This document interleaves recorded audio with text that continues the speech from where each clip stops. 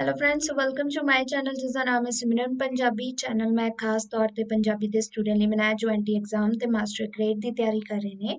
ਇੱਥੇ ਆ ਕੇ ਆਪਣੀ ਐਗਜ਼ਾਮ ਦੀ ਤਿਆਰੀ ਕਰ ਸਕਦੇ ਨੇ। ਡਿਫਰੈਂਟ ਟਾਈਪ ਦੀ ਇਨਫੋਰਮੇਸ਼ਨ ਪ੍ਰੋਵਾਈਡ ਕਰਵਾ ਰਹੀ ਹਾਂ ਜੋ ਤੁਹਾਡੇ ਐਗਜ਼ਾਮ ਵਾਸਤੇ ਜ਼ਰੂਰੀ ਹੈ। ਚੈਨਲ ਨੂੰ ਸਬਸਕ੍ਰਾਈਬ ਜ਼ਰੂਰ ਕਰ ਲਓ, ਨਾਲ ਦੇ ਨਾਲ ਬੈਲ ਆਈਕਨ ਨੂੰ ਜ਼ਰੂਰ ਦਬਾ ਲਓ ਤਾਂ ਜੋ ਤੁਹਾਨੂੰ ਨੋਟੀਫਿਕੇਸ਼ਨ ਮਿਲਦੀ ਰਹੇ। ਲਾਈਕ ਜ਼ਰੂਰ ਕਰਿਆ ਕਰੋ, ਵੀਡੀਓਜ਼ ਨੂੰ ਸ਼ੇਅਰ ਕਰਿਓ, ਕਮੈਂਟ ਕਰਕੇ ਦੱਸੋ ਕਿਸ ਤਰ੍ਹਾਂ ਦੇ ਲੱਗਦੇ ਪਏ ਨੇ। ਕਮਿਊਨਿਟੀ ਬਾਕਸ ਦੇ ਵਿੱਚ ਮੈਸੇਜ ਚੈੱਕ ਕਰ ਸਕਦੇ ਹੋ। प्लेलिस्ट बनी है, अगर कोई वीडियोज़ नहीं मिलती मास्टर ग्रेड की भी अलग तो बनी है, उत्थे जाके तुसी वीडियो सर्च कर सकते हो। टॉपिक जिहड़ा हैगा साडा को अस्तित्ववाद वाला जिहड़ा हैगा सी अज लास्ट उसका जिहड़ा हैगा वा करांगे। इस दे विच असीं जो टॉपिक इन्हां दे रह गए सी संकल्प किरकेगार्ड उसदे बारे पढ़ांगे। नैक्सट टॉपिक उहदे क्या हैगा सी संकल्प उसका विरोधाभास जो कि अस्तित्ववाद दे विच आंदा है। हुण इस दे विच उन्हां ने इह दस्सिया गा वा कि केवल दैवी अवतार की सहायता नाल ही उस रब नाल मुड़ संबंध कायम कीते जा सकते ने। कि जिवें हुण असीं बहुत सारे दैवी किरदार जिवें कह सकदे हो तुसीं किरदार ਜਾਂ ਫਿਰ ਅਵਤਾਰ ਤੁਸੀਂ ਕਹਿ ਸਕਦੇ ਹੈਗੇ ਹੋ, ਅਸੀਂ ਉਹਨਾਂ ਨੂੰ ਮੰਨਦੇ ਹਾਂ। ਠੀਕ ਹੈ, ਤੇ ਜਾਂ ਫਿਰ ਉਹਨਾਂ ਦੇ ਥਰੂ ਹੀ ਅਸੀਂ ਉਸ ਪਰਮੇਸ਼ਵਰ ਦੇ ਨਾਲ ਜੁੜਦੇ ਹੈਗੇ ਆ। ਤੇ ਇਹ ਵਾਲੀ ਚੀਜ਼ ਇੱਥੇ ਇਹਨਾਂ ਨੇ ਕਹੀ ਹੈਗੀ ਹੈ ਕਿ ਜਸਟ ਉਸ ਦੇ ਅਕੋਰਡਿੰਗ ਹੀ ਅਸੀਂ ਰੱਬ ਦੇ ਨਾਲ ਇੰਟਰੈਕਟ ਕਰ ਸਕਦੇ ਹਾਂ। ਇੰਟਰੈਕਟ ਕਿਉਂ ਨਹੀਂ ਕਰ ਸਕਦੇ? ਹੁਣ ਇਸ ਦੇ ਵਿੱਚ ਉਹਨਾਂ ਨੇ ਕਿਹਾ ਹੈਗਾ ਵਾ ਜਿਵੇਂ ਸਾਈ ਮੰਗ ਪ੍ਰਵਾਨ ਕਰਨ ਦੀ ਵਿਧੀ ਤੀਬਰ ਸੰਵੇਦਨਾ ਦੇ ਦਰਦ ਦੀ ਹੈਗੀ ਆ।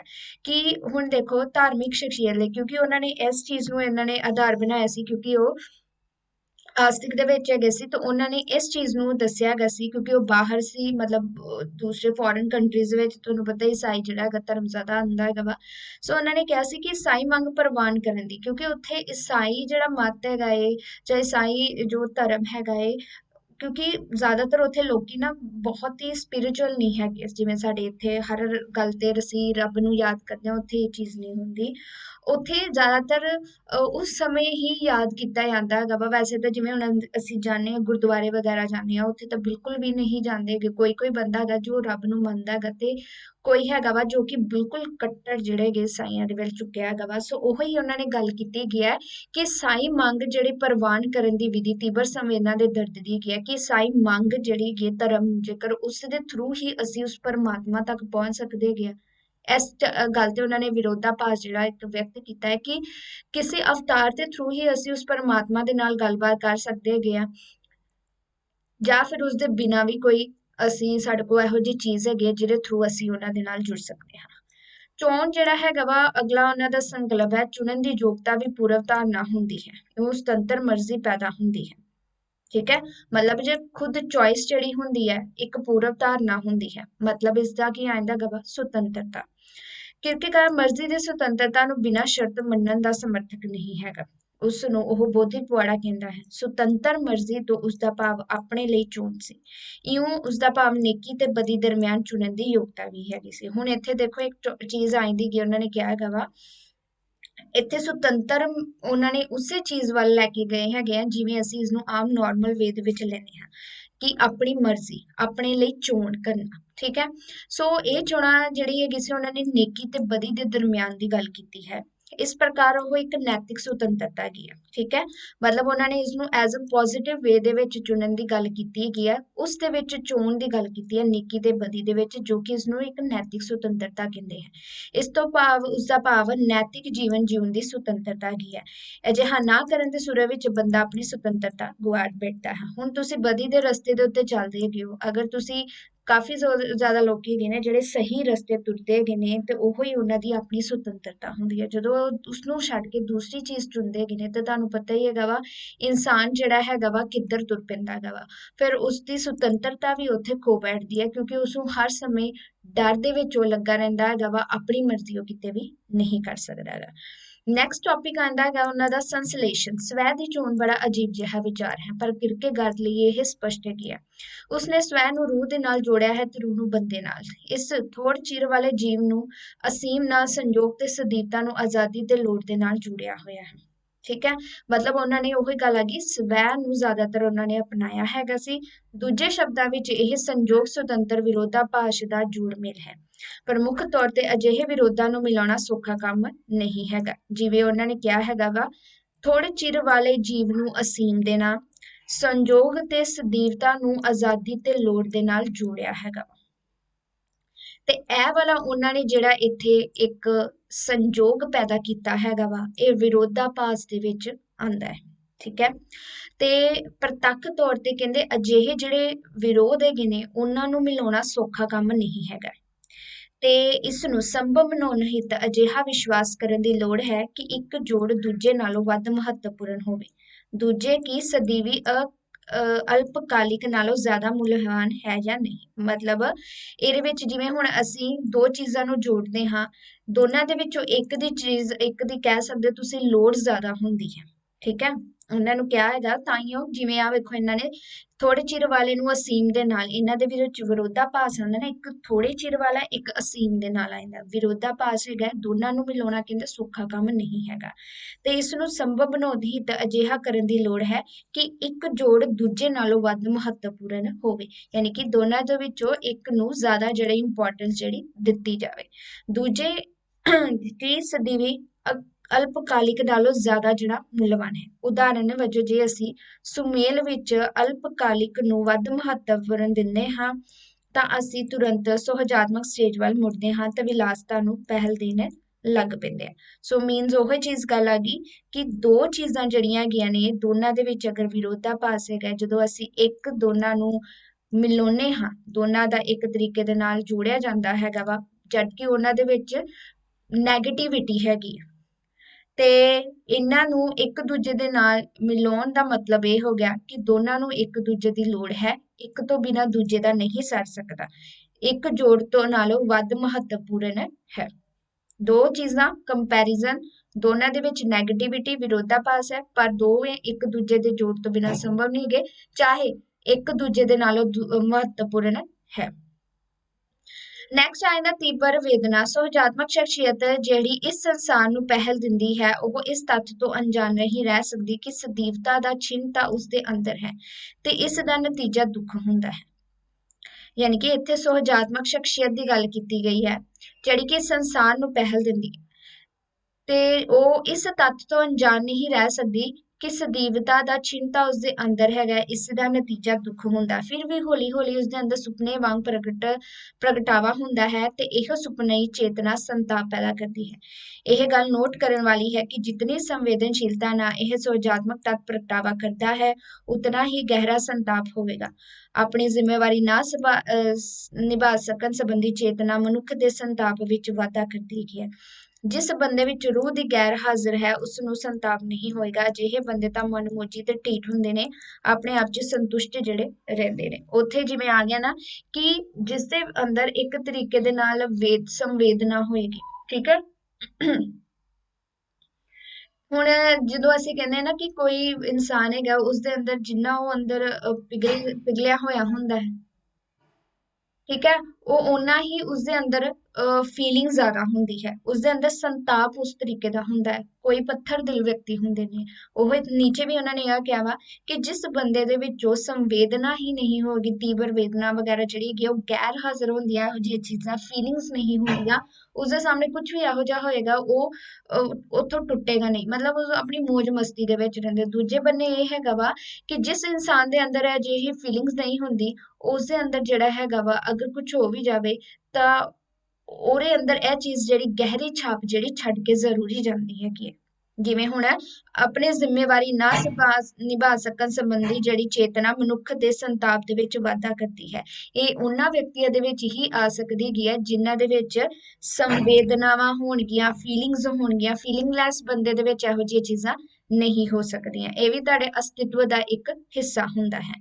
ਉਪਰਾਮਤਾ ਅਜਿਹੀ ਆਪਣੀ ਦੂਹਰੀ ਪ੍ਰਕਿਰਤੀ ਤੋਂ ਚੇਤਨ ਤੇ ਆਪਣੇ ਆਪ ਨੂੰ ਸਦੀਵੀ ਹੋਂਦ ਮੰਨਦਿਆਂ ਬੰਦੇ ਨੂੰ ਯਕੀਨ ਨਹੀਂ ਕਿ ਸਭ ਕੁਸ਼ਲ ਹੈ, ਕਿਉਂਕਿ ਬੰਦੇ ਦੀ ਸਦੀਵਤਾ ਵਾਲੀ ਪ੍ਰਕਿਰਤੀ ਤੇ ਬਿਮਾਰੀ ਹਿਲਾ ਸਕਦੀ ਹੈ। ਹੁਣ ਜਿਵੇਂ ਉਹਨਾਂ ਨੇ ਕਿਹਾ ਹੈਗਾ ਵਾ ਪਿੱਛੇ, ਇਹ ਵੀ ਇੱਥੇ ਗੱਲ ਕੀਤੀ ਹੈਗੀ ਆ ਕਿ ਜਿਵੇਂ ਹੁਣ ਆਪਣੇ ਆਪ ਨੂੰ ਸਦੀਵੀ ਕੋਈ ਵੀ ਇਨਸਾਨ ਨਹੀਂ ਹੋ ਸਕਦਾ, ਹਰ ਇੱਕ ਬੰਦੇ ਨੇ ਇੱਥੇ ਮੰਨਣਾ ਹੀ ਮੰਨਣਾ ਹੈਗਾ ਵਾ, ठीक है। ਤੇ ਜਿਵੇਂ ਹੁਣ ਵੀ ਸਾਨੂੰ ਪਤਾ ਹੈ ਕਿ ਕੱਲ ਦਾ ਦਿਨ ਅਸੀਂ ਦੇਖਣਾ ਜਾਂ ਨਹੀਂ ਦੇਖਣਾ ਹੈਗਾ, ਬਿਮਾਰ ਹੋ ਸਕਦੇ, ਕੁਝ ਵੀ ਹੋ ਸਕਦਾ ਹੈ, ਇਸ ਤਰੀਕੇ ਦੇ ਮਾਹੌਲ ਹੀ ਚੱਲਦੇ ਪਏ ਨੇ। ਸੋ ਇਹ ਵੀ ਸਾਡੇ ਅਸਤਿਤਵ ਇੱਥੇ ਖਤਰੇ ਦੇ ਵਿੱਚ ਹੈਗਾ ਵਾ। ਹੁਣ ਇੱਥੇ ਮੈਂ ਕਹਾਂ ਮੈਂ ਸਦੀਵੀ ਹੈਗਾ ਵਾ ਹੈਗੀ ਆ, ਤਾਂ ਉਹ ਵੀ ਚੀਜ਼ ਇੱਥੇ ਗਲਤ ਹੁੰਦੀ ਹੈ, ਕਿਉਂਕਿ ਬਿਮਾਰੀ ਕਦੀ ਵੀ ਹਮਲਾ ਕਰ ਸਕਦੀ ਹੈ। ਰੂਹ ਦੀ ਪ੍ਰਕਿਰਤੀ ਐਨ ਅਜਿਹੀ ਹੁੰਦੀ ਹੈ। ਬਿਮਾਰੀ ਇਹ ਹੈ ਕਿ ਆਪਣੀ ਆਪ ਦੀ ਬਣਨਾ ਨਹੀਂ ਚਾਹੁੰਦੀ, ਇਹ ਕਿ ਉਹ ਕੁਝ ਹੋਰ ਬਣਨਾ ਚਾਹੁੰਦੀ ਹੈ। ਉਹ ਆਪਣੇ ਆਪ ਤੋਂ ਛੁਟਕਾਰਾ ਚਾਹੁੰਦੀ ਹੈ ਤੇ ਰੱਬ ਨਾਲ ਆਪਣੇ ਸੰਬੰਧਾਂ ਤੋਂ ਇਨਕਾਰੀ ਹੈ, ਜਿਸ ਰੱਬ ਨੇ ਉਸਦੀ ਸਿਰਜਣਾ ਜਿਹੜੀ ਕੀਤੀ ਹੈਗੀ ਹੈ। ਇਸ ਨੂੰ ਕਿਰਕੇਗਾਰਦ ਨੇ ਸਿਕਨੈਸ ਅਨਟੂ ਡੈਥ ਕਿਹਾ ਹੈ। ਇਹ ਬਿਮਾਰੀ ਸਰਵ ਵਿਆਪਕ ਹੈ। ਸੰਸਾਰ ਵਿੱਚ ਕੋਈ ਬੰਦਾ ਅਜਿਹਾ ਨਹੀਂ ਜਿਸ ਵਿੱਚ ਇਸ ਦੇ ਕਿਰਮ ਨਾ ਹੋਣ, ਭਾਵੇਂ ਉਸ ਨੂੰ ਪਤਾ ਹੈ ਜਾਂ ਨਹੀਂ। ਧਾਰਮਿਕ ਬੰਦਾ ਇਸ ਤੋਂ ਛੁਟਕਾਰਾ ਪਾ ਸਕਦਾ ਹੈ, ਪਰ ਉਹ ਕਾਫੀ ਸੰਘਰਸ਼ ਦਾ। ਦਰਅਸਲ ਉਪਰਾਮਤਾ ਦੀਆਂ ਕਈ ਕਿਸਮਾਂ ਇੱਥੇ ਦੱਸੀਆਂ ਗਈਆਂ ਹੈ। ਹੁਣ ਇੱਥੇ ਇਹਨਾਂ ਨੇ ਇਹੋ ਗੱਲ ਨੂੰ ਦੱਸਿਆ ਹੈਗਾ ਵਾ ਕਿ ਜਿਹੜਾ ਬੰਦਾ ਇਸ ਤਰੀਕੇ ਦੀ ਗੱਲ ਕਰਦਾ ਹੈਗਾ ਕਿ ਉਹ ਸਦੀਵਤਾ ਦੇ ਵਿੱਚ ਰਹਿ ਸਕਦਾ ਹੈਗਾ ਵਾ, ਚੀਜ਼ ਹੈਗੀ ਆ ਉਹਨਾਂ ਦੇ ਵਿੱਚ, ਪਰ ਕੀ ਹੈਗਾ ਵਾ ਕਿ ਬਿਮਾਰੀ ਕਦੀ ਵੀ ਆ ਕੇ, ਜਿਵੇਂ ਕਹਿ ਸਕਦੇ ਹੋ, ਉਸਨੂੰ ਇਸ ਚੀਜ਼ ਤੋਂ ਛੁਟਕਾਰਾ ਲੈ ਕੇ ਜਾ ਸਕਦੇ। ਹੁਣ ਬਿਮਾਰੀ, ਉਹਨਾਂ ਨੇ ਕਿਹੜੀ ਬਿਮਾਰੀ ਦੀ ਗੱਲ ਕੀਤੀ ਹੈਗੀ ਆ, ਕਿਸ ਵੇਦ ਵਿੱਚੋਂ ਲੈ ਕੇ ਗਏ ਨੇ, ਉਹ ਮੈਨੂੰ ਨਹੀਂ ਪਤਾ, ਬਟ ਇੱਥੇ ਉਹੀ ਹੈਗਾ ਵਾ ਕਿ ਇਹ ਕਹਿੰਦੇ ਰੱਬ ਦੇ ਨਾਲ ਸੰਬੰਧਾਂ ਤੋਂ ਇਨਕਾਰੀ ਹੈਗੀ ਹੈ, ਕਿ ਜਿਸ ਰੱਬ ਨੇ ਉਸਦੀ ਸਿਰਜਣਾ ਕੀਤੀ ਹੈਗੀ ਆ। ਹੁਣ ਕੋਈ ਇਨਸਾਨ ਸਦੀਵਤਾ ਦੇ ਵਿੱਚ ਨਹੀਂ ਰਹਿ ਸਕਦਾਗਾ, ਹਰ ਇੱਕ ਨੇ ਕਦੀ ਨਾ ਕਦੀ ਤਾਂ ਮਰਨਾ ਹੀ ਗਾ। ਸੋ ਇਸ ਨੂੰ ਕਿਰਕੇਗਾਰਦ ਨੇ ਸਿਕਨੈਸ ਅਨਟੂ ਡੈਥ ਕਿਹਾ ਗਿਆ ਕਿ ਬਿਮਾਰੀ ਸਰਵ ਵਿਆਪਕ ਹੈ। ਸੰਸਾਰ ਵਿੱਚ ਕੋਈ ਬੰਦਾ ਅਜਿਹਾ ਨਹੀਂ ਜਿਸ ਨੂੰ ਇਸ ਦੇ ਕਰਮ ਨਾਲ। ਹੁਣ ਇੱਥੇ ਇਹਨਾਂ ਨੇ ਬਿਮਾਰੀ ਜਿਹੜੀ ਹੈਗੀ ਆ ਉਹ ਸਦੀਵਤਾ ਦੀ ਗੱਲ ਵਿੱਚ ਲੈ ਕੇ ਆਏ ਹੈਗੇ ਨੇ। ਸੋ ਉਹਨਾਂ ਨੇ ਕਿਹਾ ਹੈਗਾ ਵਾ ਧਾਰਮਿਕ ਬੰਦਾ ਜਿਹੜਾ ਹੈਗਾ ਵਾ ਇਸ ਚੀਜ਼ ਤੋਂ ਛੁਟਕਾਰਾ ਪਾ ਸਕਦਾ ਹੈਗਾ ਵਾ, ਕਿਉਂਕਿ ਉਸਨੂੰ ਚਾਨਣ ਹੋ ਜਾਂਦਾ ਹੈਗਾ ਵਾ ਕਿ ਉਹ ਇਸ ਤਰੀਕੇ ਦੇ ਗੱਲਾਂ ਨਹੀਂ ਕਰ ਸਕਦਾ ਹੈਗਾ। ਤੇ ਉਪਰਾਮਤਾ ਦੀ ਉਹਨਾਂ ਨੇ ਕਈ ਕਿਸਮਾਂ ਇੱਥੇ ਦੱਸੀਆਂ ਦੀਆਂ ਹੈ। ਇਸ ਗੱਲ ਤੋਂ ਸੁਚੇਤ ਨਾ ਹੋਣਾ ਕਿ ਬੰਦੇ ਦੀ ਆਤਮਿਕ, ਮਾਨਸਿਕ ਤੇ ਸਰੀਰਕ ਹੋਂਦ ਵੀ ਹੈ। ਅਜਿਹੀ ਸਥਿਤੀ ਨੂੰ ਰੂਹਾਨੀਅਤ ਰਹਿਤ ਉਪਰਾਮਤਾ ਕਿਹਾ ਜਾਂਦਾ ਹੈਗਾ। ਹੁਣ ਇੱਥੇ ਕਈ ਇਨਸਾਨ ਜਿਹੜੇ ਹੈਗੇ ਨੇ ਇਸ ਗੱਲ ਤੋਂ ਸੁਚੇਤ ਨਹੀਂ ਹੈਗੇ ਨੇ ਕਿ ਬੰਦੇ ਦੀ ਆਤਮਿਕ, ਮਾਨਸਿਕ ਤੇ ਸਰੀਰਕ ਹੋਂਦ ਵੀ ਹੈਗੀ ਆ। ਕਈਆਂ ਦਾ ਦਿਮਾਗ ਇਸ ਤਰੀਕੇ ਦਾ ਹੁੰਦਾ ਵਾ, ਜਿਹੜੇ ਸੋਚਦੇ ਹੈਗੇ ਨੇ, ਤੇ ਉਹ ਵੀ ਅਜਿਹੀ ਸਥਿਤੀ ਨੂੰ ਅਸੀਂ ਰੂਹਾਨੀਅਤ ਰਹਿਤ ਉਪਰਾਮਤਾ ਜਿਹੜੀ ਕਹਿੰਦੇ ਨੇ। ਇਹ ਪਤਾ ਹੋਣਾ ਕਿ ਬੰਦੇ ਦੀ ਅੰਤਰੀਵੀ ਹੋਂਦ ਹੈ, ਪਰ ਉਪਰਾਮਤਾ ਅਜਿਹੀ ਹੈ ਕਿ ਉਹ ਅੰਤਰੀਵੀ ਹੋਂਦ ਨਹੀਂ ਬਣਨਾ ਚਾਹੁੰਦੀ। ਇਸ ਨੂੰ ਉਹ ਪੂਰਨ ਜਾਣਕਾਰੀ ਦੀ ਉਪਰਾਮਤਾ ਵੀ ਕਹਿੰਦੇ ਹੈਗੇ ਨੇ। ਠੀਕ ਹੈ, ਬੰਦੇ ਦੀ ਹੋਂਦ ਹੈਗੀ ਹੈ, ਪਰ ਉਪਰਾਮਤਾ ਅਜਿਹੀ ਹੈ ਕਿ ਉਹ ਅੰਤਰੀਵੀ ਹੋਂਦ ਨਹੀਂ ਬਣ ਸਕਦੀ। ਹੋਂਦ ਜਿਹੜੀ ਹੈਗੀ ਹੈ ਸਦਾ ਲਈ ਨਹੀਂ ਰਹਿ ਸਕਦੀ। ਇਹ ਵੀ ਇੱਕ ਜਾਣਕਾਰੀ ਦੇ ਉੱਤੇ ਆਧਾਰਿਤ ਆਂਦੀ, ਜਿਵੇਂ ਕਹਿ ਸਕਦੇ ਨਾ, ਕਈ ਗੱਲ ਦਾ ਸਾਨੂੰ ਪਤਾ ਹੈਗਾ ਪਰ ਅਸੀਂ ਬੇਮੁਖ ਹੁੰਦੇ ਹਾਂ, ਕਈਆਂ ਦਾ ਸਾਨੂੰ ਪਤਾ ਹੈਗਾ ਤੇ ਅਸੀਂ ਉਸਨੂੰ ਐਕਸੈਪਟ ਕਰ ਲੈਂਦੇ ਹਾਂ। ਅੰਤਰੀਵ ਦੀ ਸਮਝ ਕਰਨ, ਸਵੈ ਨੂੰ ਦ੍ਰਿੜ ਕਰਨ ਦੀ ਇੱਛਾ, ਪਰ ਰੱਬੀ ਨਿਰਭਰਤਾ ਨਾਲ ਇਸ ਨੂੰ ਸੰਬੰਧਿਤ ਨਾ ਕਰਨ ਦੀ ਵਿਰੋਧਤ ਦੀ ਉਦਾਸੀਨਤਾ ਕਹਿੰਦੇ ਹੈਗੇ ਨੇ। ਉਹੀ ਆ ਗਿਆ ਥਰਡ ਵੀ ਇਸ ਦੇ ਵਿੱਚ ਆ ਗਿਆ ਕਿ ਸਵੈ ਨੂੰ ਦ੍ਰਿੜ ਕਰਨ ਦੀ ਇੱਛਾ ਹੈਗੀ ਹੈ, ਪਰ ਰੱਬੀ ਨਿਰਭਰਤਾ ਨਾਲ ਇਸ ਨੂੰ ਸੰਬੰਧਿਤ ਨਾ ਕਰਨਾ, ਕਿ ਅਸੀਂ ਖੁਦ ਆਪਣੀ ਹੋਂਦ ਆਪੇ ਲੈ ਕੇ ਆ ਸਕਦੇ ਹੈਗੇ, ਸਾਨੂੰ ਰੱਬ ਦੇ ਉੱਤੇ ਵਿਸ਼ਵਾਸ ਨਹੀਂ ਹੈਗਾ। ਇਹ ਵਿਰੋਧਤਾ ਦੀ ਆਇੰਦੀ ਕੀ ਹੈ, ਇੱਕ ਜਿਹੜੀ ਸਾਨੂੰ ਅੰਦਰੂਨੀ ਇੱਕ ਆਇੰਦੀ ਹੈਗੀ ਹੈ ਰੂਹਾਨੀਅਤ ਵਾਲੀ, ਸੈਕਿੰਡ ਜਿਹੜੀ ਹੈਗੀ ਆ ਅਸੀਂ ਉਸ ਚੀਜ਼ ਨੂੰ ਐਕਸੈਪਟ ਕਰਦੇ ਹੈਗੇ ਆ, ਥਰਡ ਜਿਹੜੀ ਹੈਗੀ ਆ ਸਵੈ ਦੇ ਉੱਤੇ ਅਸੀਂ ਡਿਪੈਂਡ ਕਰਦੇ ਹਾਂ, ਕਿਸੇ ਦੀ ਅਸੀਂ ਸਹਾਇਤਾ ਨਹੀਂ ਲੈਂਦੇ ਹੈਗੇ। ਉਪਰਾਮਤਾ ਦਾ ਵਧਣਾ ਸਾਡੀਆਂ ਸੰਭਾਵਨਾਵਾਂ ਦੇ ਵਧਣ ਦਾ ਚਿੰਨ੍ਹ ਬਣਦੀ ਹੈ। ਕਿਰਕੇਗਾਰਦ ਇਸ ਪਖੰਡ ਦਾ ਵਿਰੋਧੀ ਸੀ ਕਿ ਅਧਿਆਤਮਕਤਾ ਦਾ ਬਹਾਨਾ ਬਣਾ ਕੇ ਦੁਨਿਆਵੀ ਜੀਵਨ ਵਿੱਚ ਮੌਜ ਮੇਲਾ ਕੀਤਾ ਜਾਵੇ। ਅੱਗੇ ਆਇਂਦਾ ਵਿਸ਼ਵਾਸ ਬੇਹੱਦ ਤੀਬਰ ਲਾਲਸਾ ਤੇ ਬਾਹਰੀ ਅਵਿਸ਼ਵਾਸ ਵਿਚਕਾਰ ਟਕਰਾਓ ਵਿੱਚੋਂ ਪੈਦਾ ਹੁੰਦੀ ਹੈ। ਭਰੋਸਾ ਅਧਿਆਤਮਵਾਦੀ ਸਮਝ ਅਨੁਸਾਰ ਤੀਬਰ ਲਾਲਸਾ ਤੇ ਬਾਹਰ ਮੁਕਤਾ ਨੂੰ ਵਧਾਉਂਦਾ ਹੈ। ਰੱਬ ਵਿੱਚ ਭਰੋਸਾ ਕਿਰਕੇਗਾਰਦ ਨੇ ਹਨੇਰੇ ਵਿੱਚ ਕੀ ਗਿਆ ਸੀ, ਇੱਕ ਛਾਲ ਹੀ ਸੀ। ਠੀਕ ਹੈ, ਮਤਲਬ ਵਿਸ਼ਵਾਸ ਜਿਹੜੀ ਹੈਗੀ ਇੱਕ ਲਾਲਸਾ ਹੈਗੀ ਹੈ, ਬਾਹਰੀ ਅਵਿਸ਼ਵਾਸ ਦੇ ਟਕਰਾਓ ਦੇ ਵਿੱਚੋਂ ਇੱਕ ਤਰੀਕੇ ਦੇ ਨਾਲ ਪੈਦਾ ਹੁੰਦੀ ਹੈ। ਤੇ ਉਹ ਵੀ ਜਿਹੜਾ ਹੈਗਾ ਕਿਰਕੇਗਾਰਦ ਇਸ ਤਰੀਕੇ ਨਾਲ ਇਸ ਨੂੰ ਕੀ ਕਵਾ ਹਨੇਰਾ ਹੀ ਮੰਨਦਾ ਹੈਗਾ ਸੀ। ਸਮਕਾਲੀਨਤਾ ਈਸਾਈ ਈਸਾ ਨੂੰ ਕਿਸੇ ਤਰਕ ਅਨੁਸਾਰ ਨਹੀਂ ਸਮਝਦੇ, ਉਹ ਤਾਂ ਉਸਨੂੰ ਆਪਣੇ ਸਮਕਾਲੀ ਵਜੋਂ ਗ੍ਰਹਿਣ ਕਰਦੇ ਆ। ਇਉਂ ਉਹ ਇਤਿਹਾਸਿਕ ਦੂਰੀਆਂ ਪਾਰ ਕਰਕੇ ਆਵੇਗ ਅਨੁਸਾਰ ਇਸ ਨੂੰ ਯਥਾਰਥ ਮੰਨਦੇ ਨੇ, ਕਿ ਜਿਹੜੇ ਈਸਾਈ ਹੈਗੇ, ਈਸਾ ਜਿਹੜੇ ਉਹਨਾਂ ਦੇ ਹੈਗੇ ਸੀ, ਉਹਨਾਂ ਨੂੰ ਤਰਕ ਦੇ ਉੱਤੇ ਨਹੀਂ ਮੰਨਦੇ ਸੀ, ਬਲਕਿ ਇੱਕ ਸਮਕਾਲੀ ਵਜੋਂ ਗ੍ਰਹਿਣ ਕਰਦੇ ਸੀ, ਤੇ ਇਸ ਪ੍ਰਕਾਰ ਉਸਨੂੰ ਇੱਕ ਯਥਾਰਥ ਦੇ ਤੌਰ ਤੇ ਹੀ ਮੰਨਦੇ ਸੀ। ਦਰਾਓ ਇਸ ਦਾ ਭਾਵ ਕਹਿਣੀ ਤੇ ਕਰਨੀ ਦਾ ਇੱਕ ਹੋਣਾ। ਪ੍ਰਚਾਰਕ ਨੂੰ ਆਪਣਾ ਜੀਵਨ ਅਜਿਹਾ ਹੀ ਬਣਾਉਣਾ ਚਾਹੀਦਾ ਹੈ ਕਿ ਜਿਹੋ ਜਿਹਾ ਉਹ ਪ੍ਰਚਾਰ ਕਰਦਾ ਹੈ, ਪਰ ਨੋਟ ਕਰਨਾ ਬਣਦਾ ਹੈ ਕਿ ਕਿਰਕੇਗਾਰਦ ਪ੍ਰਚਾਰ ਜਿਹੜਾ ਨਹੀਂ ਹੈਗਾ। ਕਹਿਣੀ ਤੇ ਕਰਨੀ ਦੋਨਾਂ ਦਾ ਇੱਕ ਉਹਨਾਂ ਨੇ ਦੁਹਰਾਓ ਵਿੱਚ ਲੈ ਕੇ ਆਏ ਸੀ, पर किरकेगार ਦੇ ਇੱਕ ਪ੍ਰਚਾਰਕ ਇੱਥੇ ਨਹੀਂ ਸੀ।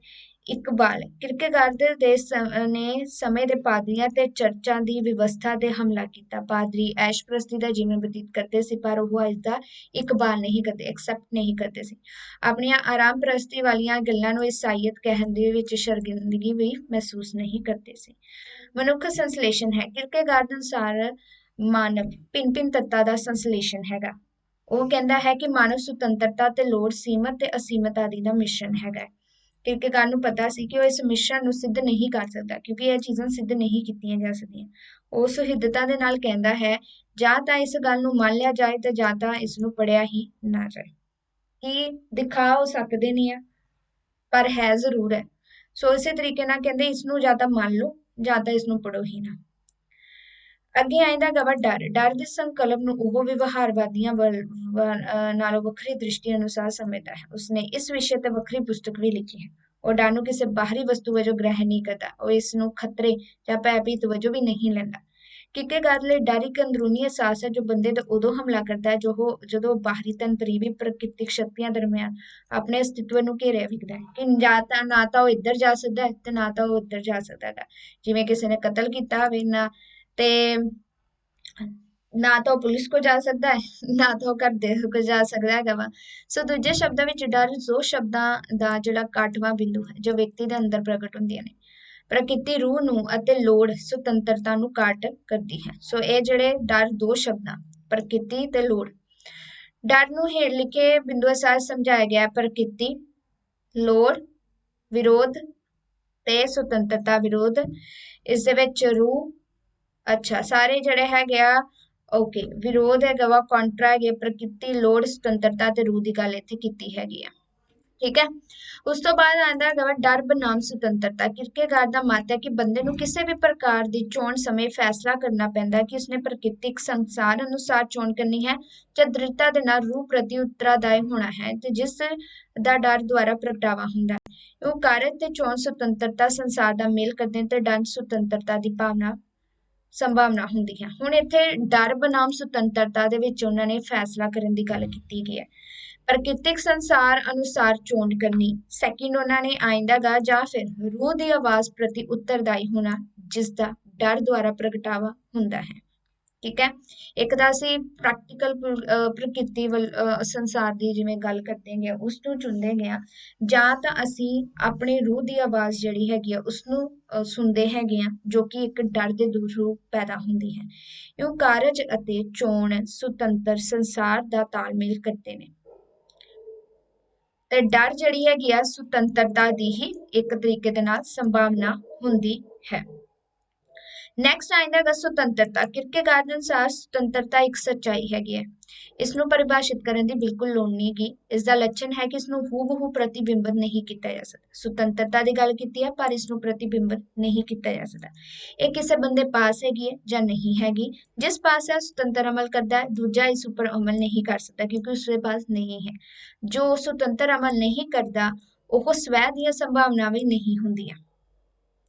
ਸੁਤੰਤਰਤਾ ਪੂਰਨ ਰੂਪ ਵਿੱਚ ਸਥੂਲ ਹੁੰਦੀ ਹੈ ਮਤਲਬ ਜੋ ਅਮਲ ਨਹੀਂ ਕਰਦਾ ਤੁਹਾਡੇ ਕੋਲ ਫਰੀडम ਹੈਗੀ ਅਗਰ ਤੁਸੀਂ ਨਹੀਂ ਅਮਲ ਕਰਦੇ ਤਾਂ ਫਰੀडम ਦੀ ਗੱਲ ਉਹਨਾਂ ਨੇ ਕੀਤੀ ਸੀ ਖੁਦ ਦੀ ਇੱਕ ਸਵੈ ਲੋੜ ਦੇ ਉੱਤੇ। ਠੀਕ ਹੈ।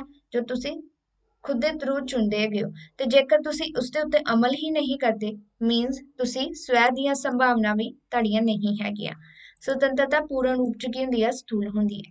ਇਹ ਤਾਂ ਬੰਦੇ ਦਾ ਅਜਿਹਾ ਸੰਸਾਰ ਹੁੰਦਾ ਹੈ ਜੋ ਹਰ ਘੜੀ ਆਪਣੀ ਚੋਣ ਨੂੰ ਯਥਾਰਥ ਰੂਪ ਦੇਣ ਲਈ ਨਿਰੰਤਰ ਉਤਾਵਲਾ ਰਹਿੰਦਾ ਹੈ। ਠੀਕ ਹੈ। ਸੋ ਯਾਨੀ ਕਿ ਜੇਕਰ ਤੁਹਾਡੇ ਕੋਲ ਸੁਤੰਤਰਤਾ ਹੈ ਤੁਹਾਡੇ ਕੋਲ ਸਵੈ ਜਿਹੜਾ ਹੈਗਾ ਉਸਦੇ ਉੱਤੇ ਉਹ ਡਿਪੈਂਡ ਹੈਗੀ ਹੈ ਜਿਸ ਦੇ ਥਰੂ ਤੁਸੀਂ ਆਪਣੀਆਂ ਲੋੜਾਂ ਖਾਹਿਸ਼ਾਂ ਜਿਹੜੀਆਂ ਹੈਗੀਆਂ ਦੱਸਦੇ ਹੋ ਮੀਨਸ ਤੁਸੀਂ ਸਵੈ ਦੇ ਉੱਤੇ ਚੱਲਦੇ ਹੋ। ਕਿਰਕੇਗਾਰ ਦਾ ਮਨੋਵਿਗਿਆਨ। ਕਿਰਕੇਗਾਰ ਦੇ ਮਨੋਵਿਗਿਆਨ ਦਾ ਧਰਮ ਸ਼ਾਸਤਰ ਜਾਂ ਭੂਤਕਾਲ ਨਾਲ ਕੋਈ ਸੰਬੰਧ ਨਹੀਂ। ਪੀਟਰ ਰੋਹਡੇ ਅਨੁਸਾਰ ਇਹ ਤਾਂ ਰੂਹ ਦਾ ਚਿੱਤਰਣ ਹੈ ਜਿਸ ਨੂੰ ਉਚਿਤ ਆਧਾਰ ਪ੍ਰਾਪਤ ਜਿਹੜਾ ਹੈ। ਇਹਨਾਂ ਨੇ ਇਸ ਨੂੰ ਰੂਹ ਦੇ ਨਾਲ ਜੋੜ ਦਿੱਤਾ ਹੈਗਾ। ਇਸ ਪੱਖ ਤੋਂ ਆਧੁਨਿਕ ਮਨੋਵਿਗਿਆਨ ਕਿਰਕੇਗਾਰ ਤੋਂ ਕਾਫੀ ਕੁਝ ਸਿੱਖ ਸਕਦੀ ਹੈ।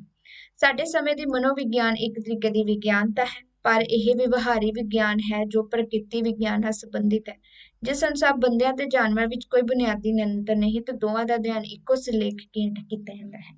ਸੋ ਜਿਸ ਤਰੀਕੇ ਦੇ ਨਾਲ ਉਹਨਾਂ ਨੇ ਆਪਣਾ ਦਿੱਤਾ ਸੀ ਉਹਨਾਂ ਨੇ ਰੂਹ ਦਾ ਸੌਰੀ ਪੀਟਰ ਹੋਡਰੇ ਨੇ ਇਸ ਨੂੰ ਰੂਹ ਦੇ ਨਾਲ ਜੋੜਿਆ ਸੀ। ਪਰ ਕਿਤੇ ਕਰਦੇ ਕਹਿੰਦੇ ਕਿ ਨਾ ਉਹਨਾਂ ਤੋਂ ਅਸੀਂ ਕਾਫੀ ਕੁਝ ਸਿੱਖ ਸਕਦੇ ਹਾਂ। ਅੱਜ ਦਾ ਜਿਹੜਾ ਸਾਡਾ ਮਨੋਵਿਗਿਆਨ ਹੈਗਾ ਹੈ ਉਸ ਦੇ ਵਿੱਚ ਅਸੀਂ ਬੰਦੇ ਤੇ ਜਾਨਵਰ ਦੋਹਾਂ ਨੂੰ ਹੀ ਲੈ ਆਉਂਦੇ ਇੱਕੋ ਚੀਜ਼ ਦੇ ਅੰਡਰ, ਤੇ ਦੋਨਾਂ ਦੇ ਵਿੱਚ ਕੋਈ ਅੰਤਰ ਨਹੀਂ ਸਮਝਦੇ ਹੈਗੇ। ਇਸ ਵਿੱਚ ਕੋਈ ਸ਼ੱਕ ਨਹੀਂ ਕਿ ਵਿਵਹਾਰਿਕ ਮਨੋਵਿਗਿਆਨ ਦੀ ਖੋਜ ਬੜੇ ਸਾਰਥਕ ਨਤੀਜਿਆਂ ਤੇ ਪੜਦੀ ਹੈ, ਪਰ ਇਹ ਮਨੁੱਖੀ ਸੁਤੰਤਰਤਾ ਨੂੰ ਕੀ ਕਰ ਦਿੰਦੀ ਹੈਗੀ ਆ, ਅਮੂਲਤ ਕਰ ਦਿੰਦੀ ਹੈ। ਸੋਚਿਆ ਯਥਾਰਥ। ਕਿਰਕੇਗਾਰਦ ਸੋਚਿਆ ਯਥਾਰਥ ਉਸ ਨੂੰ ਕਹਿੰਦਾ ਹੈ ਜਿਸ ਕੰਮ ਨੂੰ ਕਰਨ ਬਾਰੇ ਅਜੇ ਮੈਂ ਸੋਚਿਆ ਹੈ ਪਰ ਕੀਤਾ ਨਹੀਂ ਹੈ। ਉਹ ਇਸ ਨੂੰ ਇੱਕ ਸੰਭਾਵਨਾ ਪੋਸੀਬਿਲਿਟੀ ਕਹਿੰਦੇ ਨੇ। ਜਦੋਂ ਮੈਂ ਕਿਸੇ ਅਜਿਹੇ ਕਾਰਜ ਬਾਰੇ ਸੋਚਦਾ ਹੈ ਜੋ ਕਿਸੇ ਨੇ ਪੂਰਾ ਕਰ ਲਿਆ ਹੈ ਤਾਂ ਮੇਰੇ ਲਈ ਇੱਕ ਸੰਭਾਵਨਾ ਹੀ ਹੈ।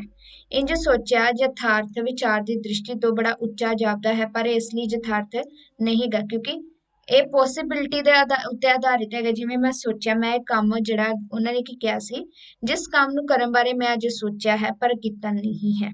ਜਦੋਂ ਮੈਂ ਅਜਿਹੇ ਕਾਰਜ ਬਾਰੇ ਸੋਚਦਾ ਹੈਗਾ ਹੈ ਤਾਂ ਕਿਸੇ ਹੋਰ ਨੇ ਪੂਰਾ ਕਰ ਲਿਆ ਤਾਂ ਮੇਰੇ ਲਈ ਕੀ ਹੋ ਗਈ, ਇੱਕ ਤਰੀਕੇ ਦੀ ਸੰਭਾਵਨਾ ਇੱਥੇ ਆਉਂਦੀ ਗਈ ਹੈ। ਸੋ ਕਿਹਾ ਨਹੀਂ ਜਾ ਸਕਦਾ ਕਿ ਬੰਦੇ ਵਿਚਕਾਰ ਨੈਤਿਕਤਾ ਦੀ ਦ੍ਰਿਸ਼ਟੀ ਤੋਂ ਕੋਈ ਫੌਰੀ ਸੁਮੇਲ ਨਹੀਂ। ਦੂਜੇ ਬੰਦੇ ਦਾ ਕੀਤਾ ਕੰਮ ਮੇਰੇ ਲਈ ਸੰਭਾਵਨਾ ਹੀ ਹੈ, ਅਰਥਾਤ ਸੋਚਿਆ ਯਥਾਰਥ ਹੀ ਹੈ। ਮੈਂ ਤਾਂ ਅਜੇ ਅਜਿਹਾ ਕੁਝ ਕਰਨਾ ਹੈ। ਠੀਕ ਹੈ, ਮਤਲਬ ਮੈਂ ਸੋਚਿਆ, ਅਗਲਾ ਜਿਵੇਂ ਅਸੀਂ ਸਾਰਿਆਂ ਨੇ ਇੱਕੋ ਜਿੱਕੇ ਸੋਚਿਆ ਹੈਗਾ ਵਾ ਕਿ ਇਹ ਕੰਮ ਕਰਾਂਗੇ, ਮੈਂ ਅਜੇ ਸੋਚਿਆ ਮੈਂ ਉਹ ਕੰਮ ਕਰਨਾ ਹੈ, ਦੂਜੇ ਨੇ ਕਰ ਲਿਆ ਹੈਗਾ ਵਾ। ਠੀਕ ਹੈ, ਮੇਰੇ ਲਈ ਉਹ ਹਜੇ ਵੀ ਪੋਸੀਬਿਲਿਟੀ ਜਿਹੜੀ ਹੈਗੀ ਹੈ, ਇੱਕ ਸੰਭਾਵਨਾ ਹੀ ਹੈਗੀ ਹੈ। ਤੇ ਕਿਉਂਕਿ ਹਰ ਇੱਕ ਬੰਦੇ ਦੇ ਅਲੱਗ-ਅਲੱਗ ਥਿੰਕਿੰਗ ਹੁੰਦੀ, ਥੋਟਸ ਹੈਗੀ ਆ, ਤੇ ਸਾਡਾ ਕਿਸੇ ਦਾ ਥੋਟਸ ਕਿਸੇ ਦੇ ਨਾਲ ਮੈਚ ਨਹੀਂ ਕਰਦਾ ਹੈਗਾ। ਠੀਕ ਹੈ, ਸੋ ਇਸ ਤਰੀਕੇ ਦੇ ਨਾਲ ਜਿਹੜਾ ਹੈਗਾ ਵਾ ਦੂਜੇ ਬੰਦੇ ਦਾ ਕੀਤਾ ਕੰਮ ਮੇਰੇ ਲਈ ਸੰਭਾਵਨਾ ਹੀ ਹੈ, ਅਰਥਾਤ ਉਹਨਾਂ ਨੇ ਸੋਚਿਆ ਯਥਾਰਥ ਹੀ ਹੈਗਾ ਏ। ਉਹਨਾਂ ਨੇ ਇੱਥੇ ਇਸ ਨੂੰ ਯਥਾਰਥ ਦੇ ਵਿੱਚ ਲਿਆ ਸੀ ਪੋਸੀਬਿਲਿਟੀ ਨੂੰ, ਤੇ ਮੈਂ ਕਹਿੰਦੇ ਅਜੇ ਅਜਿਹਾ ਕੁਝ ਕਰਨਾ ਹੀ ਹੈਗਾ ਵਾ। ਇੱਕ ਤਰਫਾਪਨ ਹਰ ਇੱਕ ਨਾਮਵਰ ਵਿਅਕਤੀ ਵਿੱਚ ਆਪਣੇ ਤੌਰ ਤੇ ਕੁਝ ਨਾ ਕੁਝ ਵਿਲੱਖਣ ਹੁੰਦਾ ਹੈ। ਉਹ ਇਸੇ ਇੱਕ ਤਰਫਾਪਨ ਵਿੱਚ ਉਸਦੀ ਮਹਾਨਤਾ ਹੁੰਦੀ ਹੈ, ਪਰ ਆਪਣੇ ਆਪ ਵਿੱਚ ਬੜੱਪਨ ਨਹੀਂ ਹੁੰਦਾ। ਅਜੋਕੀ ਪੀੜ੍ਹੀ ਵਿਗਿਆਨ ਤੇ ਬੌਧਿਕਤਾ ਵਿੱਚ ਇੱਕ ਤਰਫੇਪਨ ਦਾ ਵਿਖਾਵਾ ਕਰ ਰਹੀ ਹੈ, ਪਰ ਕਿਰਕੇਗਾਰਦ ਅਨੁਸਾਰ ਬਦਕਿਸਮਤੀ ਅਜਿਹਾ ਨਹੀਂ ਕਿ ਅਜੋਕਾ ਸਮਾਂ ਇੱਕ ਤਰਫੇਪਨ ਦਾ ਹੈ, ਸਗੋਂ ਦੁਰਭਾਗ ਹੈ ਕਿ ਇਹ ਅਮੂਰਤ ਰੂਪ ਵਿੱਚ ਸਭ ਪਾਸੇ ਹੈਗਾ ਵਾ। ਇੱਕ ਤਰਫਾਪਨ ਇੱਥੇ ਗੱਲ ਕੀਤੀ ਹੈਗੀ ਆ ਵਿਲੱਖਣਤਾ ਦੀ। ਠੀਕ ਹੈ, ਹਰ ਇੱਕ ਵਿਅਕਤੀ ਦੀ ਆਪਣੀ ਜਿਵੇਂ ਮੌਲਿਕਤਾ ਕਹਿ ਸਕਦੇ ਹੋ, ਤੇ ਪਰ ਕਹਿੰਦੇ ਇਹ ਜਿਹੜਾ ਹੈਗਾ ਅਸੀਂ ਇਸਨੂੰ ਨੈਗੇਟਿਵ ਦੇ ਵਿੱਚ ਲੈ ਕੇ ਜਾਵਾਂਗੇ, ਨਾ ਕਿ ਪੋਜ਼ਿਟਿਵ ਦੇ ਵਿੱਚ। ਇਹ ਦੁਰਭਾਗ ਹੈਗਾ, ਸਗੋਂ ਦੁਰਭਾਗ ਤਾਂ ਇਹ ਹੈ ਕਿ ਇਹ ਮੂਰਤ ਰੂਪ ਵਿੱਚ ਸਭ ਪਾਸੇ ਗਏ, ਕਿ ਸਾਰੇ ਪਾਸੇ ਹੈਗਾ ਵਾ ਇਹ ਵਾਲਾ ਇੱਕ ਤਰਫਾਪਨ ਤੇ ਅਮੂਰਤ ਰੂਪ ਦੇ ਵਿੱਚ। ਜਦੋਂ ਇੱਕ ਵਿਅਕਤੀ ਗਲਤ ਗੱਲ ਨੂੰ ਜ਼ੋਰਦਾਰ ਸ਼ਬਦਾਂ 'ਚ ਰੱਦ ਕਰ ਸਕਦਾ ਹੈ, ਜਦ ਕਿ ਸਭ ਪਾਸੇ ਵਾਲਾ ਆਪਣੀ ਇੱਕ ਤਰਫੀ ਬੌਧਿਕਤਾ ਨਾਲ ਦੋ ਟੁਕ ਨਿਰਣਾ ਲੈਣ ਦੀ ਥਾਂ ਸੱਚੀ ਭੂਆ ਵੀ ਹੈ, ਝੂਠ ਫੁੱਫੜ ਵੀ ਨਹੀਂ ਬੋਲਦਾ ਵਾ, ਫੈਸਲੇ ਜਿਹੜੇ ਹੈਗੇ ਆ ਲੈ ਪੈਂਦਾ ਹੈ। ਹੁਣ ਇੱਥੇ ਇਹਨਾਂ ਨੇ ਗੱਲ ਕੀਤੀ ਗਈ ਹੈ ਇੱਕ ਤਰਫਾ ਵਿਅਕਤੀ ਦੀ, ਜਾਣੀ ਕਿ ਖੁਦ ਦੀ ਮੈਂ ਜਿਵੇਂ ਕਰਦੇ ਨਹੀਂਗੇ, ਆਪਣੇ ਬਾਰੇ ਸੋਚਣਾ, ਆਪਣੇ ਬਾਰੇ ਸਭ ਕੁਝ ਕਰਨਾ, ਵਡੱਪਣ ਕਹਿੰਦੇ ਇਹ ਨਹੀਂ ਹੈਗਾ, ਦੁਰਭਾਗ ਹੈਗਾ ਵਾ। ਇੱਕ ਤਰਫਾ ਵਿਅਕਤੀ ਗਲਤ ਗੱਲ ਨੂੰ ਵੀ ਜ਼ੋਰਦਾਰ ਸ਼ਬਦਾਂ 'ਚ ਰੱਦ ਕਰ ਦਿੰਦਾ ਹੈ, ਜਦ ਕਿ ਸਭ ਪਾਸੇ ਵਾਲਾ ਆਪਣੀ ਇੱਕ ਤਰਫੀ ਬੌਧਿਕਤਾ ਨਾਲ ਦੋ ਟੁਕ ਨਿਰਣਾ ਦੀ ਥਾਂ ਸੱਚੀ ਭੂਆ ਵੀ ਹੈ ਤੇ ਝੂਠ ਫੁੱਫੜ ਵੀ ਨਹੀਂ ਬੋਲਦਾ ਵਾ, ਫੈਸਲੇ ਜਿਹੜਾ ਲੈਂਦਾ ਹੈਗਾ ਵਾ। ਠੀਕ ਹੈ, ਮਤਲਬ ਜਿਵੇਂ ਕਹਿ ਸਕਦੇ ਹੋ ਕਿ ਇੱਕ ਤਰਫਾ ਵਿਅਕਤੀ ਜਿਹੜਾ ਹੈਗਾ ਨਾ, ਉਹ ਅਗਰ ਗੱਲ ਗਲਤ ਹੈਗੀ ਹੈ ਤਾਂ ਉਸਨੂੰ ਰੱਦ ਕਰ ਦਿੰਦਾ ਹੈਗਾ ਜ਼ੋਰਦਾਰ ਸ਼ਬਦਾਂ ਦੇ ਵਿੱਚ। ਤੇ ਇਸ ਤੋਂ ਵੱਖਰੀ ਜਿਹੜੀ ਥਿੰਕਿੰਗ ਰੱਖਣ ਵਾਲਾ, ਜਿਵੇਂ ਸਭ ਪਾਸੇ ਥਾਲੀ ਦਾ ਮਹਿੰਗਾ ਨਹੀਂ ਵੀ ਤੇ ਉਹ ਇੱਧਰ ਦਾ ਵੀ ਨਹੀਂ ਰਹਿੰਦਾ ਤੇ ਉੱਧਰ ਦਾ ਵੀ ਨਹੀਂ ਰਹਿੰਦਾ, ਜਿਵੇਂ ਸੱਚੀ ਭੂਆ ਵੀ ਹੈ ਪਰ ਝੂਠ ਫੁੱਫੜ ਵੀ ਨਹੀਂ ਬੋਲਦਾ, ਉਹ ਇਸ ਤਰੀਕੇ ਦੀ ਗੱਲ ਕਰ ਲੈਂਦਾ ਹੈਗਾ ਵਾ ਕਿ ਨਾ ਮੈਂ ਇੱਧਰ ਫਸਾਂ ਤੇ ਨਾ ਮੈਂ ਉੱਧਰ ਫਸਾਂਗਾ। ਇੱਕ ਤਰਫਾ ਉਹਨਾਂ ਨੇ, ਪਰ ਇੱਥੇ ਵਨ ਸਾਈਡਡ ਜਿਹੜਾ ਹੈਗਾ ਹੈ ਉਹਨਾਂ ਨੇ ਇੱਥੇ ਵਡੱਪਨ ਜਿਹੜਾ ਹੈਗਾ ਵਾ, ਪਰ ਕਹਿੰਦੇ ਇਸ ਦੇ ਵਿੱਚ ਨਹੀਂ ਹੈਗਾ। ਗੁਣਾਤਮਕ ਆਧਾਰ। ਪੀਟਰ ਡੋਹਰੇ ਦਾ ਵਿਚਾਰ ਹੈ ਕਿ ਸੁਤੰਤਰਤਾ ਨੂੰ ਰੱਦ ਕਰਕੇ ਅਸੀਂ ਗੁਣਾਤਮਕਤਾ ਨੂੰ ਮੁੱਢੋਂ ਤਿਆਗ ਦਿੰਦਾ ਹੈ। ਸਾਡੇ ਵਿਗਿਆਨਿਕ ਕਾਰਨਵਾਦੀ ਕਥਨਾਂ ਨੇ ਨਾ ਕੇਵਲ ਧਰਮ ਨੂੰ ਸਗੋਂ ਨੈਤਿਕਤਾ ਨੂੰ ਵੀ ਖਾਰਿਜ ਕਰ ਦਿੱਤਾ ਹੈ। ਹੁਣ ਇਹਨਾਂ ਦਾ ਕੋਈ ਮਹੱਤਵ ਨਹੀਂ ਰਿਹਾ। ਬੀਤੀਆਂ 2 ਸਦੀਆਂ ਵਿੱਚ ਸਾਨੂੰ ਬਹੁਤ ਕਿਸਮ ਦੀਆਂ ਆਜ਼ਾਦੀਆਂ ਪ੍ਰਾਪਤ ਹੋਈਆਂ ਨੇ, ਰਾਜਨੀਤਿਕ ਹਿੱਤ ਦੀ, ਆਰਥਿਕ ਕਾਮ ਪ੍ਰਗਟਾਵੇ ਦੀ, ਪਰ ਅੰਤਰੀਵੀ ਸੁਤੰਤਰਤਾ ਦੀ ਚੇਤਨਾ ਗੁਆਚ ਗਈ ਹੈ।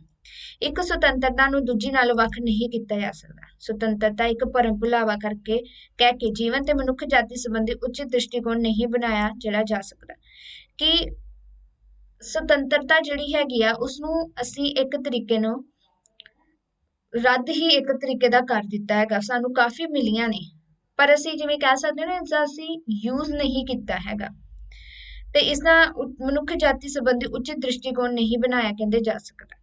ਫਿਰ ਵੀ ਉਸ ਸਮੇਂ ਲੋਕਾਂ ਨੂੰ ਇਹ ਆਸ ਕਰਨੀ ਤੁਸੀਂ ਸੁਤੰਤਰ ਵਿਅਕਤੀ ਹੋ, ਆਪਣੇ ਅਮਲਾਂ ਲਈ ਜ਼ਿੰਮੇਵਾਰ ਹੋ, ਸਹੀ ਨਹੀਂ ਜਾਂਦਾ ਕਿਉਂਕਿ ਜਿਵੇਂ ਸਾਨੂੰ ਵੀ ਆਜ਼ਾਦੀ ਮਿਲੀ ਸੀ ਪਰ ਅਸੀਂ ਤਾਂ ਵੀ ਆਜ਼ਾਦ ਨਹੀਂ ਸਾਂ। ਇਹ ਇੱਕ ਹਿਸਾਬ ਹੋ ਗਿਆ ਸੀ। ਜੀਵਨ ਦੇ ਸਹੀ ਦ੍ਰਿਸ਼ਟੀਕੋਣ ਲਈ ਸੁਤੰਤਰਤਾ ਤੇ ਲੋੜ ਦੇ ਸੁਮੇਲ ਵੱਲ ਇੱਕੋ ਸਮੇਂ ਧਿਆਨ ਦੇਣਾ ਬਣਦਾ ਹੈ। ਮਨੁੱਖੀ ਅਸਤਿਤਵ ਦੇ ਮਹੱਤਵ ਨੂੰ ਸਮਝਣ ਦੀ ਲੋੜ ਹੈ। ਅਜਿਹੀ ਜੀਵਨ ਦ੍ਰਿਸ਼ਟੀ ਲਈ ਕਿਰਕੇਗਾਰ ਸੰਘਰਸ਼ ਕਰਦਾ ਰਿਹਾ ਸੀ। ਅਸਤਿਤਵ ਨੂੰ ਗੁਣਾਤਮਕ ਆਧਾਰ ਪ੍ਰਦਾਨ ਕਰਨਾ ਜ਼ਰੂਰੀ ਸੀ। ਮਨੁੱਖੀ ਇੱਥੇ ਅਸਤਿਤਵ ਦੀ ਗੱਲ ਕੀਤੀ ਸੀ। ਲਾਸਟ ਵਾਲੇ ਪੈਰੇ 'ਚ ਵੀ ਅਸੀਂ ਗਏ ਸੀ ਕਿ ਸੁਤੰਤਰਤਾ ਤਾਂ ਮਿਲੀ ਹੈ ਪਰ ਅਸਤਿਤਵ ਦੀ ਜਿਹੜੀ ਸੁਤੰਤਰਤਾ ਉਹ ਨਹੀਂ ਮਿਲੀ ਹੈਗੀ। ਸੋ ਉਹਨਾਂ ਨੇ ਇੱਥੇ ਮਨੁੱਖ ਦੇ ਅਸਤਿਤਵ ਦੇ ਮਹੱਤਵ ਨੂੰ ਸਮਝਣ ਦੀ ਗੱਲ ਕੀਤੀ ਗਈ ਹੈ ਤੇ ਕਹਿੰਦੇ ਅਸਤਿਤਵ ਨੂੰ ਗੁਣਾਤਮਕ ਆਧਾਰ ਪ੍ਰਦਾਨ ਕਰਦੀ ਹੈਗੀ ਆ ਕਰਨਾ ਕਹਿੰਦੇ ਜ਼ਰੂਰੀ ਹੈ। ਸ਼ਾਇਦ ਇਸੇ ਕਾਰਨ ਕਿਰਕੇਗਾਰ ਨੇ ਆਪਣੀ ਪੁਸਤਕ ਦਾ ਨਾਮ ਤੇ ਉਪਨਾਮ concluding scientific postscript and extensional contribution ਰੱਖਿਆ ਹੋਣਾ ਹੈ। ਉਹਨਾਂ ਦੀ ਬੁੱਕ ਦਾ ਨਾਮ ਵੀ ਦੇਖ ਲਓ। ਮੈਂ ਇੱਥੋਂ ਤੱਕ ਹੀ ਕਰਵਾਉਣਾ ਹੈਗਾ ਵਾ ਇਹ ਵਾਲਾ। ਚਲੋ ਅੱਜ ਅਸੀਂ ਕਾਫੀ ਕੁਛ ਇਹਦੇ ਵਿੱਚੋਂ ਟੌਪਿਕ ਜਿਹੜੇ ਹੈਗੇ ਸੀ ਉਹ ਪੜ੍ਹੇ ਹੈਗੇ ਨੇ ਜਿਸ ਦੇ ਵਿੱਚ ਅਸੀਂ ਸਟਾਰਟ ਕੀਤਾ ਸੀ ਮੈਨੂੰ ਵੇਖ ਲੈਣ ਦਿਓ। ਚੋਣ ਤੋਂ ਗੱਲ ਅਸੀਂ ਸ਼ੁਰੂ ਕੀਤੀ ਵਿਰੋਧਾਭਾਸ ਤੋਂ, ਠੀਕ ਹੈ। ਇੱਥੇ ਅਸੀਂ ਸਭ ਤੋਂ ਪਹਿਲਾਂ ਵਿਰੋਧਾਭਾਸ ਜਿਹੜਾ ਹੈਗਾ ਸੀ ਉੱਥੋਂ ਸਟਾਰਟ ਕੀਤਾ ਸੀ ਕਿ ਇੱਕ ਸਿਰਫ ਦੈਵੀ ਅਵਤਾਰ ਦੀ ਸਹਾਇਤਾ ਦੇ ਨਾਲ ਹੀ ਅਸੀਂ ਰੱਬ ਨੂੰ ਜਿਹੜਾ ਪਾ ਸਕਦੇ ਹਾਂ, ਉਹ ਵਾਲੀ ਗੱਲ ਦੇ ਉੱਤੇ ਉਹਨਾਂ ਨੇ ਵਿਰੋਧਾਭਾਸ ਪ੍ਰਗਟ ਕੀਤਾ ਸੀ। ਚੋਣ ਦੀ ਇੱਥੇ ਗੱਲ ਕੀਤੀ ਗਈ ਹੈਗੀ ਹੈ ਕਿ ਚੁਣਨ ਦੀ ਯੋਗਤਾ, ਸੁਤੰਤਰ ਮਰਜ਼ੀ ਜਿਹੜੀ ਹੈਗੀ ਇੱਥੇ ਗੱਲ ਕੀਤੀ ਸੀ। ਤੇ ਇਸ ਤੋਂ ਇਲਾਵਾ ਸੰਸਲੇਸ਼ਨ ਜਿਹੜਾ ਹੈਗਾ ਏ ਇਹਦੇ ਵਿੱਚ ਵੀ ਉਹਨਾਂ ਨੇ ਜਿਹੜਾ ਹੈਗਾ ਸੀ ਦੋ ਚੀਜ਼ਾਂ ਦੀ ਗੱਲ ਕੀਤੀ ਸੀ ਜੋ ਕਿ ਇੱਕ ਦੂਜੇ ਦੇ ਨਾਲ ਜਿਹੜੀ ਹੈਗੀ ਆ ਸੰਬੰਧਿਤ ਤਾਂ ਹੈਗੀਆਂ ਨੇ ਪਰ ਨੈਗੇਟਿਵ ਦੇ ਵਿੱਚ ਇੱਕ ਦਾ ਦੂਜੇ ਦੇ ਨਾਲੋਂ ਮਹੱਤਵ ਜਿਹੜਾ ਹੈਗਾ ਇੱਥੇ ਜ਼ਿਆਦਾ ਹੈਗਾ ਵਾ। ਅਗਰ ਨੈਕਸਟ ਉਹਨਾਂ ਨੇ ਦੱਸਿਆ ਸੀ ਤੀਬਰ ਵੇਦਨਾ ਦੀ ਗੱਲ ਇੱਥੇ ਤੇ ਸਦੀਵਤਾ ਦੀ ਗੱਲ ਉੱਥੇ ਕਿਹਾ ਸੀ ਦਾ ਛਿਨ ਸਾਡੇ ਅੰਦਰ ਤਾਂ ਹੈ ਤੇ ਇਸ ਦਾ ਨਤੀਜਾ ਦੁੱਖ ਵੀ ਹੁੰਦਾ ਹੈ। ਫਿਰ ਵੀ ਕਹਿੰਦੇ ਹੌਲੀ ਹੌਲੀ ਉਸਦੇ ਅੰਦਰ ਸੁਪਨੇ ਵਰਗਾ ਪ੍ਰਗਟਾਵਾ ਹੁੰਦਾ ਹੈ ਤੇ ਸੁਪਨੇ ਹੀ ਚੇਤਨਾ ਸੰਤਾਪ ਪੈਦਾ ਕਰਦੀ ਹੈਗੀ ਹੈ ਤੇ ਜਿਤਨੀ ਕਹਿੰਦੇ ਸੰਵੇਦਨਸ਼ੀਲਤਾ ਦੇ ਨਾਲ ਇਹ ਸੁਹਜਾਤਮਕ ਦਾ ਪ੍ਰਗਟਾਵਾ ਕਰਦਾ ਹੈ ਉਤਨਾ ਹੀ ਗਹਿਰਾ ਸੰਤਾਪ ਜਿਹੜਾ ਉਸਨੂੰ ਹੁੰਦਾ ਹੈ। ਆਪਣੀ ਜ਼ਿੰਮੇਵਾਰੀ ਨਾਲ ਨਿਭਾ ਸਕਣ ਦੇ ਵਿੱਚ ਜਿਹੜੀ ਚੇਤਨਾ ਹੁੰਦੀ ਹੈ ਉਹ ਕੀ ਹੈਗੀ ਹੈ ਮਨੁੱਖ ਦੇ ਸੰਤਾਪ ਦੇ ਵਿੱਚ ਵਾਧਾ ਕਰਦੀ ਹੈਗੀ ਹੈ। ਸਟਾਰਟਿੰਗ ਇੱਥੇ ਉਹਨਾਂ ਨੇ ਸਦੀਵਤਾ ਦੀ ਗੱਲ ਕੀਤੀ ਹੈਗੀ ਸੀ ਤੇ ਜੋ ਕਿ ਇੱਕ ਤਰੀਕੇ ਦੇ ਨਾਲ ਦੁੱਖ ਦਿੰਦੀ ਹੈਗੀ ਹੈ ਤੇ ਮਨੁੱਖ ਦੇ ਵਿੱਚ ਜਿੰਨੀ ਜ਼ਿਆਦਾ ਕਹਿ ਸਕਦੇ ਹੋ ਵੇਦਨਾ ਸੰਵੇਦਨਾ ਹੋਏਗੀ ਉਨਾ ਹੀ ਜੇਕਰ ਉਹ ਕੋਈ ਚੀਜ਼ ਨਹੀਂ ਕਰ ਸਕਿਆ ਉਨੀ ਹੀ ਉਹਦੀ ਫੀਲਿੰਗਸ ਹੋਏਗੀ ਤੇ ਜੇਕਰ ਕਿਸੇ ਦੇ ਵਿੱਚ ਇਹੋ ਜਿਹੀ ਚੀਜ਼ ਨਹੀਂ ਹੁੰਦੀ ਤਾਂ ਆਪਣੇ ਆਪ ਦੇ ਵਿੱਚ ਜਿਹੜੇ ਹੈਗੇ ਸੰਤੁਸ਼ਟੀ ਦੇ ਨਾਲ ਜਿੰਦੇ ਹੈਗੇ ਨੇ ਉਹ ਵੱਖਰੀ ਗੱਲ ਹੈਗੀ ਆ। ਉਪਰਾਮਤਾ ਦੀ ਗੱਲ ਕੀਤੀ ਗਈ ਹੈਗੀ ਆ।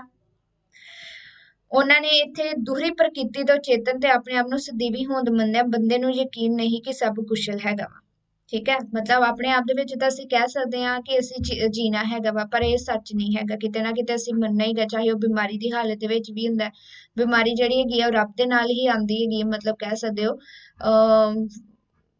ਕਿ ਰੱਬ ਦੀ ਹੁੰਦਾ ਵਾ ਕਿ ਕਹਿਰ ਢਾਇਆ ਹੁੰਦਾ ਵਾ। ਸੋ ਪਰ ਇੱਥੇ ਉਹਨਾਂ ਨੇ ਕਿਹਾ ਸੀ ਕਿ ਇਹ ਸਰਵ ਵਿਆਪਕ ਹੈਗੀ, ਰੱਬ ਦੇ ਨਾਲ ਇਸ ਨੂੰ ਨਹੀਂ ਜੋੜਿਆ ਜਾ ਸਕਦਾ ਹੈਗਾ। ਇਸ ਤੋਂ ਇਲਾਵਾ ਇੱਥੇ ਉਪਰਾਮਤਾ ਦੀ ਉਹਨਾਂ ਨੇ ਗੱਲ ਕੀਤੀ ਹੈਗੀ ਸੀ। ਇੱਕ ਉਪਰਾਮਤਾ ਇਹ ਹੈਗੀ ਸੀ ਜਿਹੜੀ ਕਿ ਅੰਦਰੂਨੀ ਰੂਹਾਨੀਅਤ ਦੇ ਉੱਤੇ ਆਉਂਦੀ ਹੈ। ਸੈਕਿੰਡ ਉਹਨਾਂ ਨੇ ਇਹ ਦੱਸੀ ਹੈਗੀ ਸੀ ਜੋ ਕਿ ਬੰਦਾ ਜਿਸ ਨੂੰ ਐਕਸੈਪਟ ਕਰਦਾ ਹੈ। ਥਰਡ ਇਹ ਹੈਗੀ ਸੀ ਕਿ ਜੇਕਰ ਰੱਬ ਦੀ ਮਰਜ਼ੀ ਨਹੀਂ ਉਸਨੂੰ ਸਵੈ ਜਿਹੜਾ ਹੈਗਾ ਵਾ ਦ੍ਰਿੜ ਦੇ ਉੱਪਰ ਸਵੈ ਇੱਛਾ ਜਿਹੜੀ ਹੈਗੀ ਆ ਉਸਦੇ ਉੱਪਰ ਜਿਹੜਾ ਕਹਿੰਦਾ ਜੋ ਕਿ ਵਿਰੋਧਾਭਾਸ ਜਾਂ ਵਿਰੋਧਤਾ ਦੀ ਉਦਾਸੀਨਤਾ ਜਿਹੜੀ ਕਹੀ ਜਾ ਸਕਦੀ ਸੀ। ਵਿਸ਼ਵਾਸ ਦੀ ਅਗਰ ਉਹਨਾਂ ਨੇ ਗੱਲ ਕੀਤੀ ਹੈਗੀ ਆ ਕਿ ਵਿਸ਼ਵਾਸ ਜਿਹੜਾ ਹੈਗਾ ਵਾ ਰੱਬ ਦੇ ਉੱਤੇ ਭਰੋਸਾ ਜਾਂ ਵਿਸ਼ਵਾਸ ਹਨੇਰੇ ਵਿੱਚ ਛਾਲ ਮਾਰਨ ਵਾਲਾ ਹੈਗਾ ਸੀ। ਸਮਕਾਲੀਨਤਾ ਦੇ ਬਾਰੇ ਗੱਲ ਕੀਤੀ ਸੀ। ਦੁਹਰਾਓ ਜਿਹੜਾ ਕਹਨੀ ਤੇ ਕਥਨੀ ਜਦੋਂ ਇੱਕ ਹੁੰਦੀ ਹੈ। ਇਕਬਾਲ ਦੀ ਗੱਲ ਕੀਤੀ ਸੀ ਕਿ ਪਾਦਰੀ ਜਿਹੜੇ ਹੈਗੇ ਨੇ ਢੋਂਗ ਕਰਦੇ ਹੈਗੇ ਨੇ, ਐਸ਼ਪ੍ਰਸਤੀ ਦਾ ਜੀਵਨ ਬਤੀਤ ਕਰਦੇ ਹੈਗੇ ਨੇ। ਮਨੁੱਖ ਸੰਸਲੇਸ਼ਨ ਹੈਗਾ ਵਾ, ਭਿੰਨ ਭਿੰਨ ਤੱਤਾਂ ਦਾ ਮਨੁੱਖ ਇੱਕ ਸੰਮੇਲਨ ਕਹਿ ਸਕਦੇ ਹੈਗਾ ਵਾ। ਤੇ ਇਸਨੂੰ ਅਸੀਂ ਜਾਂ ਤਾਂ ਕਹਿ ਸਕਦੇ ਹੋ ਮੰਨ ਲਓ, ਜਾਂ ਤਾਂ ਫਿਰ ਇਸ ਚੀਜ਼ ਬਾਰੇ ਪੜ੍ਹੋ ਹੀ ਨਾ। ਡਰ ਦੀ ਗੱਲ ਵੀ ਉਹਨਾਂ ਨੇ ਕਿਹਾ ਹੈਗੀ ਹੈ ਇੱਥੇ ਉਹਨਾਂ ਦੇ ਬਾਰੇ ਵੀ ਆਪਣੇ ਜਿਹੜੇ ਸ਼ਬਦ ਉਹਨਾਂ ਨੇ ਦੱਸੇ ਸੀ। ਡਰ ਬਨਾਮ ਸੁਤੰਤਰਤਾ ਦੀ ਗੱਲ ਕੀਤੀ ਸੀ। ਫਿਰ ਉਹਨਾਂ ਨੇ ਫਿਰ ਸੁਤੰਤਰਤਾ, ਕਿਰਕੇਗਾਰ ਦਾ ਮਨੋਵਿਗਿਆਨ ਜਿਹੜਾ ਹੈਗਾ ਸੀ ਬਾਕੀਆਂ ਦੇ ਮਨੋਵਿਗਿਆਨ ਨਾਲੋਂ ਜਿਹੜਾ ਵੱਖਰਾ ਹੈਗਾ ਸੀ। ਸੋਚਿਆ ਯਥਾਰਥ ਦੀ ਵੀ ਗੱਲ ਉਹਨਾਂ ਨੇ ਕੀਤੀ ਹੈਗੀ ਹੈ। ਇੱਕ ਤਰਫਾਪਨ ਜਿਹੜਾ ਵਿਅਕਤੀ ਕਹਿ ਸਕਦੇ ਹੈਗਾ, ਇੱਕ ਵਿਅਕਤੀ ਜਿਹੜਾ ਇੱਕ ਤਰਫਾਪਨ ਹੁੰਦਾ ਜਿਹੜੀ ਵਿੱਚ ਮੌਲਿਕਤਾ ਹੁੰਦੀ ਹੈ, ਇੱਕ ਵੱਡਪਨ ਦੀ ਨਹੀਂ, ਉਹਨਾਂ ਨੇ ਇੱਕ ਕਹਿ ਸਕਦੇ ਹੋ ਬਦਕਿਸਮਤੀ ਦੇ ਤੌਰ ਤੇ ਲਿਆ ਸੀ। ਗੁਣਾਤਮਕ ਆਧਾਰ ਵੀ ਉੱਥੇ ਇਹਨਾਂ ਨੇ ਦੱਸੇ ਹੋਏ ਸੀ। ਅੱਜ ਦਾ ਟੌਪਿਕ ਇੰਨਾ ਹੀ। ਬਾਕੀ ਜਿਹੜਾ ਦੇਖੋ ਇਸ ਦੇ ਵਿੱਚ ਮਾਰਟਿਨ ਬੂਥਰ ਜਿਹੜੇ ਹੈਗੇ ਨੇ ਉਹਨਾਂ ਦੇ ਸੰਕਲਪ ਵੀ ਸਾਨੂੰ ਦਿੱਤੇ ਹੋਏ ਨੇ। ਇਹਨਾਂ ਦੇ ਵੀ ਕਾਫੀ ਹੈਗੇ ਨੇ। ਜੱਕ ਮੇਰੀਟੇਨ ਇਹਨਾਂ ਦੇ ਵੀ ਸੰਕਲਪ ਦਿੱਤੇ ਹੋਏ ਨੇ। ਇਹ ਵਾਲੇ ਮੈਂ ਨਹੀਂ ਪੜ੍ਹਾਣੇ, ਇਹ ਵਾਲੇ ਟੌਪਿਕ ਬਾਅਦ ਦੇ ਵਿੱਚ ਕਿਤੇ ਦੇਖਿਆ ਜਾਏਗਾ। ਕਿਰਕੇਗਾਰ ਜੋ ਕਿ ਮੋਸਟ ਇੰਪੋਰਟੈਂਟ ਹੈਗਾ ਸੀ, ਉਹਨਾਂ ਵਾਸਤੇ ਮੈਂ ਪੜ੍ਹਾਇਆ ਹੈਗਾ ਸੀ। ਬਾਕੀ ਜਿਹੜੇ ਟੌਪਿਕ ਹੋਣਗੇ ਨੈਕਸਟ ਦੇ ਵਿੱਚ ਵੀਡੀਓ ਜ਼ਰੂਰ ਦੇਖਦੇ ਰਹੋ। Thank you.